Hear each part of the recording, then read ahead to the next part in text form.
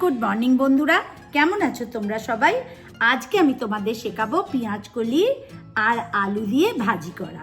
তো আমি পেঁয়াজ কলিগুলোকে ছোট ছোট করে কেটে রেখেছি, আলুটাকেও খুব ছোট ছোট করে একদম থিনলি স্লাইস করে নিয়েছি। পেঁয়াজ কলি হলো অ্যাকচুয়ালি অনিয়নের স্টেম। তো আমার লাগছে 4টে কাঁচা লঙ্কা, থিনলি স্লাইস করা পেঁয়াজ, একটুখানি ধনেপাতা কুচি আর পেঁয়াজ কলি আর আলু। চলো এবার রান্নাটা স্টার্ট করি। আমি প্রথমেই ফ্রাই প্যানে অ্যারাউন্ড 5 টেবিল স্পুন মতো তেল দিলাম। তেলটা গরম হয়ে গেছে, এবার তেলের মধ্যে আমি প্রথমে পেঁয়াজটা দিয়ে দেব।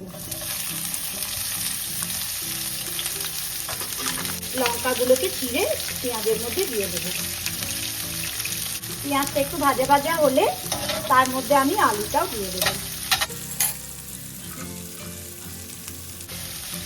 পেঁয়াজ আর আলুটাকে নেড়ে নিয়ে চাপা দিয়ে দেবো।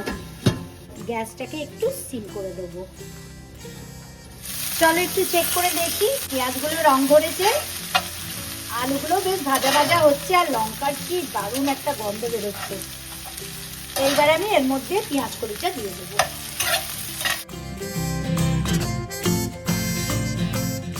তো আমরা বাঙালিরা খুব পেঁয়াজের স্টেমটা খাই, এটা ভেরি সিজনাল এবং দারুণ খেতে লাগে। এইবার এই